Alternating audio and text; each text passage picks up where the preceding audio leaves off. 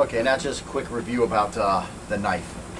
The knife is made up of two major parts. Let me see, do we have a knife here? I don't even have a knife with me. Okay, here's a training knife with us. The knife is made up of two major parts. We've got the blade, we got the handle. There's several other parts and classifications, but only whether the knife is a fixed blade or a folder is important in the current context. Fixed blades range from sharpened bits of plastic to a long samurai sword. In this context, we will focus on utensil-sized knives. Again, this is like the size of a butter knife. The main point is that fixed blade knives stay in one configuration, and they are stored and utilized in that same configuration. Because of the blade's fixed position, it is always exposed, so a sheath is very useful, since a sheath will probably be used, is advantageous if both edges of the blade are sharpened. If both edges of the blade are sharp, we have more capability to cause damage by cutting on the thrust, slash, and the retraction. So again, I can cut here, and I cut here, if I've got the blade sharpened on both sides. And again, if you're going to use a sheath, you should have the blade sharpened on both sides, because you can protect yourself from both sides. Whereas with a folder, where's all my folders at?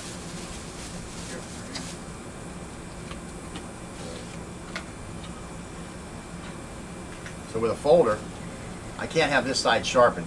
You know, I can have this side sharpened, but I can't have this side sharpened because that's going to be in my pocket and it's going to be cutting stuff up. We'll get that a little more. Okay, so let's see. Okay, and by this is more important, of course, when we're fighting with this Chinese or reverse grip, because this works out so well with these type of grips. Doing it here, we do it here, but it's harder to do it when you're fighting with a, what am I trying to say? When you're fighting this way, it does work pretty well. I just don't do it a whole lot like that because I usually train with a cut on one side like this. We just usually use a, in this course, we use a blade that's on sharpened just on one side. If it was sharpened on the other side, you go like this. We don't do a lot of that though. Again, if you're fighting with a Chinese style or a reverse grip, that is integral to that knife fighting style. We just don't do a lot of cutting like that in this system. So anyways, we don't use the reverse grip or Chinese grip though, because there are several shortcomings to that style. Number one being reach. Reach. If you want to be in a knife fight, you want to be as far away from this other guy as possible, and you want the greater reach. So that's one of the reasons. One second.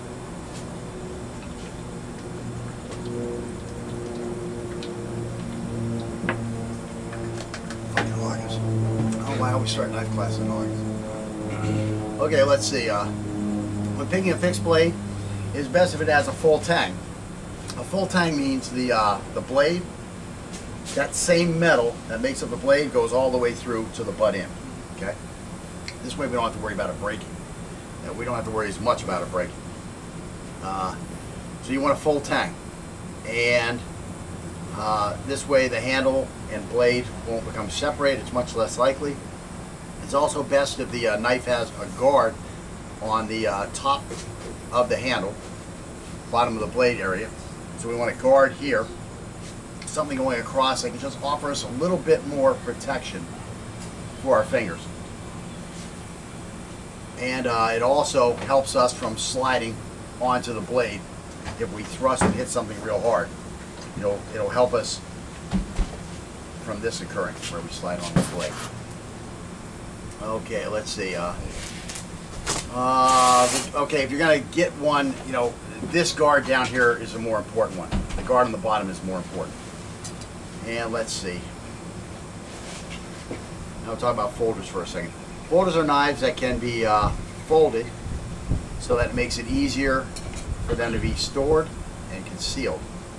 The blade is stored inside the handle, as we were just looking over here. So again, the blade is stored inside the handle, and the biggest advantage again is that they can be stored and concealed easier because first they fold in half, second they don't require a sheath. The disadvantage is again that they don't have that full tang because the blade ends right here and then the handle starts. You've got a big screw or a rivet of some sort in here. Again, the better knives will have a screw. The rivets get loose over time, and then you have a problem there where it makes the knife no good. And because of this disadvantage, they're more prone to failure, and they usually don't have a sufficient guard. This one again has a bit of a guard down the bottom, and most of them do nowadays. They have a bit of a guard there, again, to keep you from sliding onto the blade. More of that than for protection from another blade coming in on your hand. Also, blade lengths of folders are limited by the handle, so usually they have a shorter blade length. Although, you've got that Espada, I think it's called, by Cold Steel. It's a huge knife. Of course, it's also a huge handle. So the length of blades on folders have gotten to the point of being what I would call obscene. Still like it. I don't have one because you can't. It doesn't come set up to carry in your left pocket. It's the only reason I don't have an Espada. Just wouldn't be practical. I don't collect knives just to collect knives. I'm not a gear queer. I only buy gear that I can use. Nothing wrong with gear queers. You get a lot of information from these guys. These are the guys that test all this shit out for you. It's just a name I picked up when I was in the Marine Corps for those kind of guys.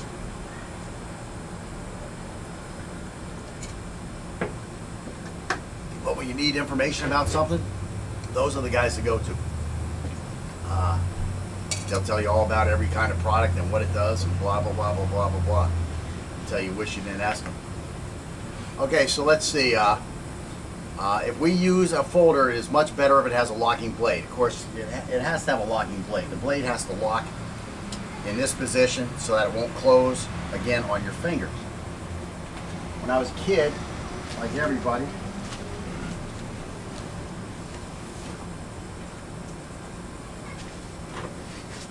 I got a pocket knife from my grandpa.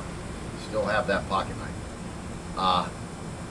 Anyways, now I carry this as my utility knife. I mean, you can't have your primary knife and you have that in your pocket and that's a self-defense weapon, and now all of a sudden you have a problem with the car, and here you are, cutting the plastic off a wire so you can get a better connection on the battery. That's just absurd. I used to be a guy who would do that. My carry knife used to be a buck knife, and I would use that knife for everything. That was my fighting knife, and that was also, if I needed to do some utility work, I'd have that.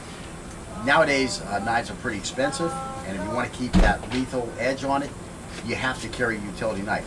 Now, I was talking about, a locking blade. This doesn't have a locking blade. It's just a pocket knife. It's got a little spring of steel that holds it in place, but the problem is, I can't stab with this knife now.